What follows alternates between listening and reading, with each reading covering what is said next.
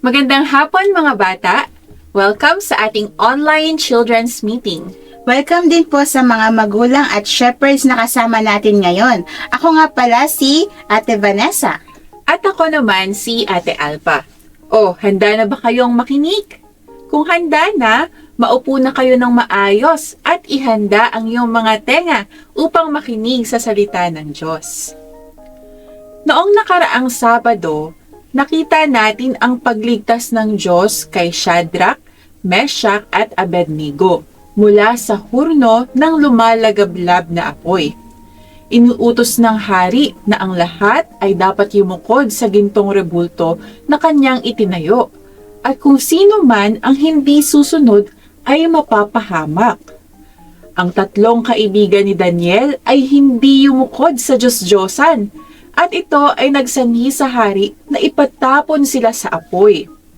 Pero sa loob ng hurno, may kasama sila at sila ay naligtas. Ngayong hapon, ipagpapatuloy natin ang aklat ng Daniel. Ang ating kwento ay tungkol kay Daniel sa yungib ng mga leyon. O, paano kaya siya napunta sa yungib ng mga leyon? Makinig tayo sa kwento, pero bago tayo magpatuloy, umawit muna tayo. Mga bata, bago tayo umawit, basahin muna natin ang lyrics ng ating kanta. Daniel was a man of prayer. He knelt to pray thrice daily. He worshipped God faithfully, though oppressed by his enemy. He was thrown in the lion's den, although he was innocent. Jehovah's angel he sent to shut the lion's mouth, saved him.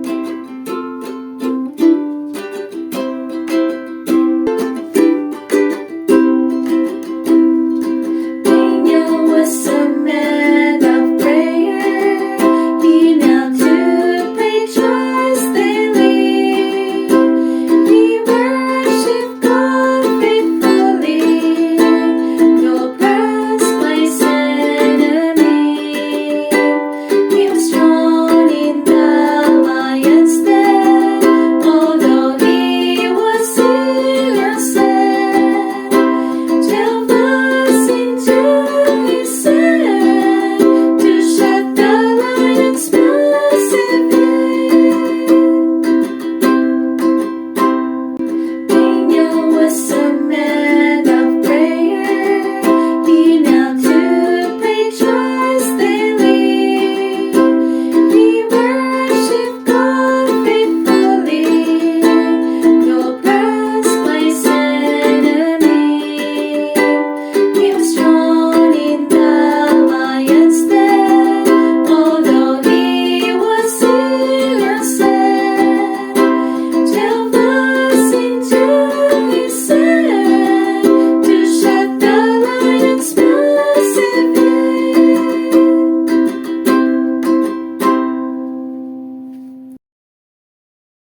Minabuti ni King Darius na magtalaga sa kaharian ng 120 o 120 na satrap na namamahala sa buong kaharian. 3 pangulo naman ang namumuno sa kanila, at isa dito ay si Daniel. Ang mga tagapamahalang ito ay magbibigay sulit sa kanila upang ang hari ay huwag malagay sa panganib. Hindi nagtagal, si Daniel ay nangibabaw sa lahat ng ibang mga pangulo at sa mga satrap, sapagkat taglay niya ang isang di pangkaraniwang espiritu. Pinanukala ng hari na itinalaga siya upang mamuno sa buong kaharian. Dahil dito, sinikap ng mga pangulo at ng mga tagapamahala na makakita ng batayan upang makapagsumbong laban kay Daniel. Gayunpaman, wala silang nakitang anuman upang makapagsumbong o anumang pagkukulang, sapagkat siya ay tapat at walang kamalian na natatagpuan sa kanya. Nang magkagayoy, sinabi ng mga lalaking ito, Hindi tayo makakatagpo ng anumang batayan na maisusumbong laban sa Daniel na ito, malibang ito'y ating matagpuan na may kinalaman sa kautusan ng kanyang Diyos. Alam nila na magkakaroon lamang sila ng maisusumbong tungkol kay Daniel kung ito ay may kinalaman sa kautusan ng Diyos. Kaya magkakasama silang nagtungo sa hari at sinabi ang kanilang napagkasunduan. Sabi nila na dapat gumawa ng isang batas ang hari at magpatupad ng isang pagbabawal na sino mang manalangin sa sino mang Diyos o tao sa loob ng 30 araw ay ihahagi sa yungib ng mga leyon. Hiniling nila sa hari na pagtibayin ang kautosang ito at lagdaan ang kasulatan upang wag ito mabago at mapawalang bisa. Kaya't nilagdaan ni Haring Darius ang kasulatan at ang pagbabawal. Nang malaman ni Daniel na ang kasulatan ay nalagdaan na, siya'y pumasok sa kanyang bahay na ang mga bintana ay bukas paharap sa Jerusalem.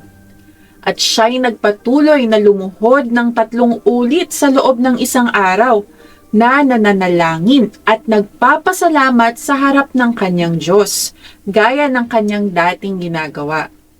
Nang magkagayoy, nagkakaisang dumating ang mga lalaking ito at natagpuan si Daniel na nananalangin at sumasamo sa kanyang Diyos. Lumapit sila at nagsalita sa harapan ng hari tungkol sa ipinagbabawal ng hari. O hari, hindi ba lumagda ka ng isang pagbabawal na sino mang tao na humingi sa kanino mang Diyos o tao sa loob ng 30 araw, liban sa iyo o hari, ay iahagi sa yungib ng mga leyon? Ang hari ay sumagot, ang pagbabawal ay matatag ayon sa batas ng mga taga-Media at mga taga-Persya na hindi maaaring pawalang bisa. Nang magkagayoy, sumagot sila sa hari, ang Daniel na iyon na isa sa mga bihag mula sa Juda ay hindi nakikinig sa iyo, o hari, maging ang pagbabawal man na iyong nilagdaan, kundi nalanalangin ng 3 ulit sa loob ng isang araw. Nang marinig ng hari ang mga salitang ito, siya ay lubhang nabahala. Ipinasya niyang iligtas si Daniel. At hanggang sa paglubog ng araw ay kanyang pinagsikapang iligtas siya. Nagkaisa namang dumating ang mga kalalakihan at ipinaalala sa hari ang batas na hindi maaaring baguhin. Dahil dito, nag-utos ang hari at kinilang dinala si Daniel at inihagi sa yungib ng mga leon. Nagsalita ang hari at sinabi kay Daniel, ang iyo nawang Diyos na patuloy mong pinaglilingkuran ang siyang magligtas sa iyo. Tinakpan na ng isang bato ang bunganga ng yungib. Umuwi ang hari sa kanyang palasyo at pinalipas ang buong magdamag na nag-aayuno. Walang libangang dinala sa kanya at ayaw siyang dalawin ng antok. Nang mag-uumaga na, ang hari ay bumangon at nagmamadaling pumunta sa yungib ng mga leyon. Nang siya'y mapalapit sa yungib na kinaroroonan ni Daniel, siya'y sumigaw na may pagdadalamhati at sinabi kay Daniel, O Daniel, lingkod ng buhay na Diyos, ang iyo bang Diyos na patuloy mong pinaglilingkuran ay nakapagligtas sa iyo sa mga leyon? Sa tingin ninyo mga bata, may sasagot pa kaya sa hari? Buhay pa kaya si Daniel? Nagsalita si Daniel, O hari, mabuhay ka magpakailanman. Isinugo ng aking Diyos ang kanyang anghel at itinikom ang mga bibig ng mga leyon. Hindi nila ako sinaktan sapagkat ako'y natagpuang walang sala sa harap niya at gayon din sa harapan mo. O hari, wala akong ginawang kasalanan. Tuwang-tuwa ang hari nang marinig si Daniel at ipinag-utos na kanilang ilabas si Daniel mula sa yungib. Walang anumang sugat na natagpuan sa kanya sapagkat siya'y nagtiwala sa kanyang Diyos. Nag-utos ang hari at ang mga lalaking nagparatang kay Daniel ay kanilang hinuli at inihagi sa yungib ng mga leyon. Pagkatapos ng mga pangyayaring ito, Sumulat si King Darius sa lahat ng mga bayan, bansa, at wika na naninirahan sa buong lupa. Nag-utos siya na ang mga tao ay dapat manginig at matakot sa Diyos ni Daniel. Ito ang kanyang sinabi, "Ako'y nagpapasya na sa lahat ng sakop ng aking kaharian ay magsipanginig at mga takot ang mga tao sa harap ng Diyos ni Daniel, sapagkat siya ang buhay na Diyos at namamalagi magpakailanman. At ang kanyang kaharian ay hindi magigiba at ang kanyang kapangyarihan ay magiging hanggang sa wakas. Siya'y nagliligtas at nagpapalaya, at siya'y gumagawa ng mga tanda at mga kababalaghan sa langit at sa lupa, na siyang nagligtas kay Daniel mula sa kapangyarihan ng mga leon." Kaya si Daniel ay umunlad sa panahon ng paghahari ni Darius, maging sa paghahari ni Cyrus na taga-Persia. Ngayon naman ay alamin natin ang mga mahalagang aral na dapat nating matutuhan mula sa ating kwento.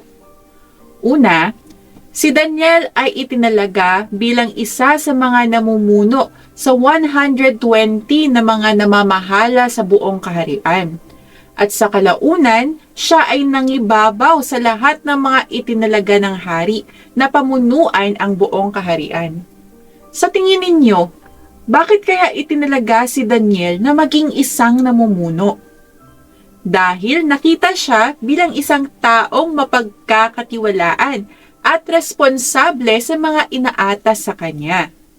Nawa, tayo rin ay maging mga batang maaaring pagkatiwalaan, responsable at ginagawa ang tungkulin natin maging anuman tayo. Kung ikaw ay isang anak, maging magalang at masunurin ka sa iyong mga magulang.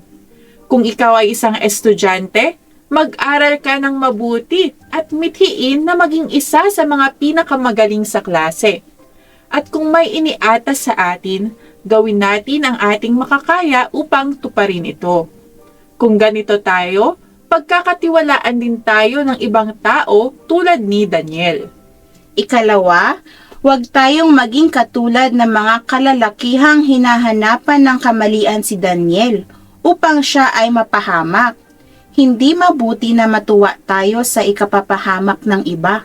Kung may kamalian naman tayong nakita sa ibang tao, ang goal ng ating pagsusumbong ay hindi upang sila ay maparusahan, kundi upang sila ay matuto at maligtas sa masigit pa na kapahamakan.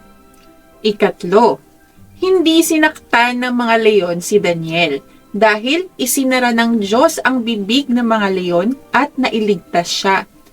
Nagtiwala si Daniel na hindi siya pababayaan ng Diyos.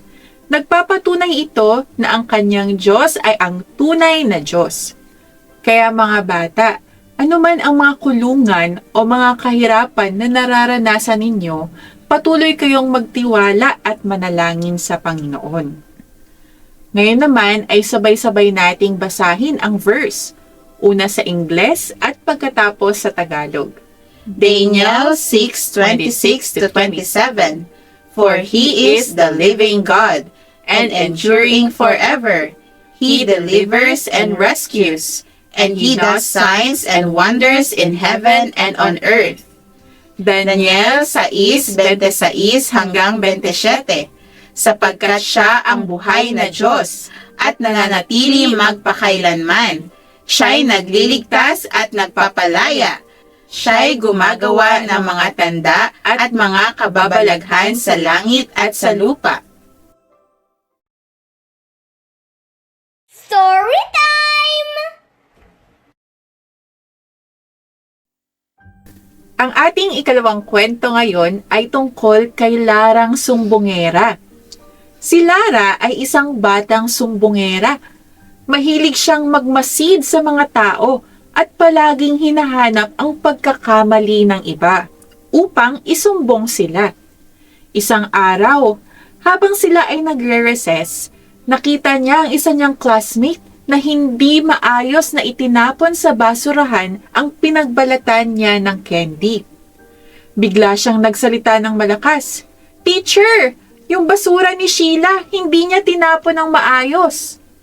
Narinig ito ng guro at tinawag ng mahinahon ang batang hindi nagtapon ng basura. Nag-usap silang dalawa sa likuran habang nag-aabang naman si Lara kung ano ang magiging hitsura ng mukha ng kanyang kaklase pagtapos nilang mag-usap. Nagulat si Lara nang makita niyang masaya si Sheila at may hawak pa na bagong candy na bigay ng kanilang guro.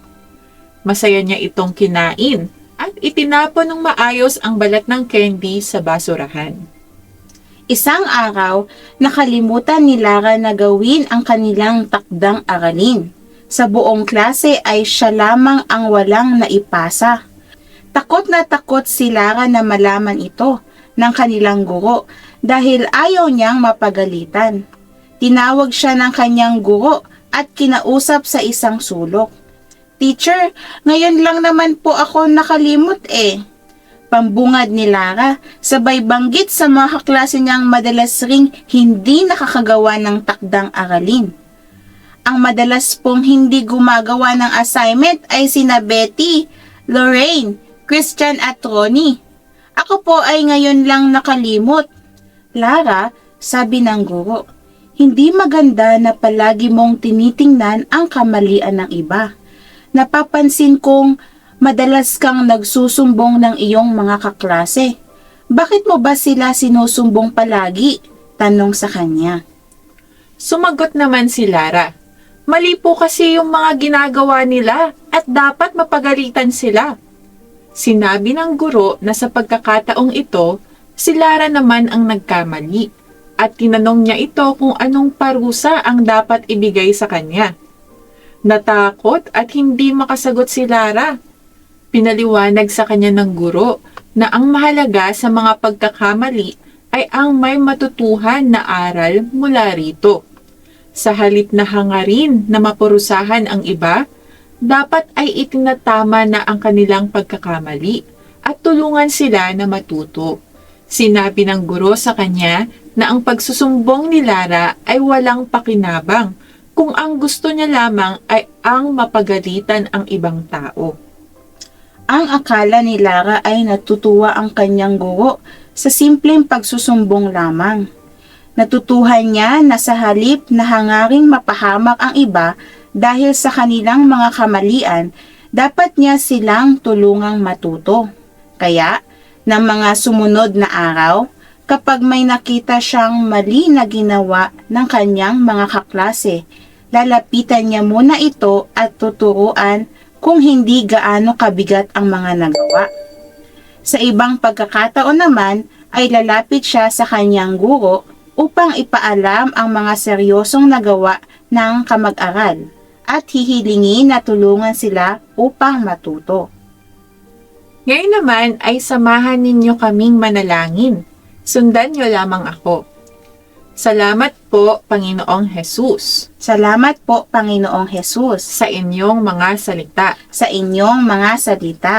Nawa lagi kaming magtiwala Nawa, lagi kaming magtiwala at manalangin sa inyo at manalangin sa inyo na katulad ni Daniel. na katulad ni Daniel. Patuloy po ninyo kaming ingatan sa araw-araw.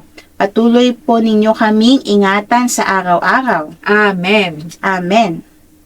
Mga bata, hanggang dito na muna ang ating meeting ngayon. Pero huwag kayong mag-alala dahil magkikita-kita muli tayo sa susunod na Sabado sa ganap na 2:00 hanggang 3:00 ng hapon dito sa online children's meeting. Sa susunod na Sabado ay makakarinig na naman kayo ng mga bagong kwento sa Biblia kaya dapat ay mag-join kayo uli. Para sa mga nakaraang episodes ng ating online children's meeting, maaari ninyo itong mapanood sa YouTube at sa ating official page. I-search nyo lamang ang CIM Online Children's Meeting. Maaari ninyong mapanood muli ang mga naunang episodes at maaari ninyo ring aralin ang mga itinuro naming mga kanta at i-memorize ang mga verses na itinuro namin. Nawa ay palagi ninyong tatandaan ang mga kwento at mga aral sa Biblia na inyong natutuhan. Maaari nyo ring ikwento ang ating natalakay sa inyong mga magulang, mga kapatid, mga kaibigan at mga kalaro. Huwag nyo ring kakalimutang manalangin, magbasa ng Biblia at tumawag ng Oh Lord Jesus! Oh Lord Jesus! Oh Lord Jesus! Dahil kapag ginawa ninyo ang mga ito, kayo ay magiging mga mahusay. Paalam! Hanggang sa muli!